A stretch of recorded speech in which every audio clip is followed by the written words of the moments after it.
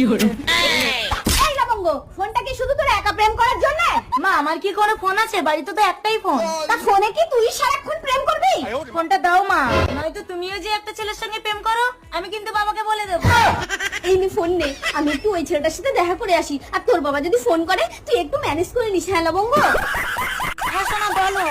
প্রেমের আয়নাতে মুখ দেখে মরে যাই মনে আমি মনে রেখে। আরে আরে আরে কি করছো? এক মিনিট। কি সুন্দর তুমি আমার গালে টালে হাত দিচ্ছিল। আরে আমি আসবো কি করে? আমি তো তোমাদের বাড়িটাই চিনি না। ঠিক আছে, লোকেশন পাঠিয়ে দাও, আমি তোমাদের বাড়ি গিয়ে তোমার বাবার সঙ্গে দেখা করে নেবো। रुको जरा। কে ফোন করেছিল মদন? না না, তেমন কেউ না। তাই বলো, যদি কোনো মেয়ে হতো না তোমার মদন আমি চিবিয়ে খেয়ে নিতাম। ঠিক আছে চপলা, আজ আমি তাহলে আসি। ঠিক আছে যাও, আবার কাল আসবে। सबर करो। এই তুমি বয়ফ্রেন্ড হয়ে প্রেমিকার বাড়ি চিনতে পারছো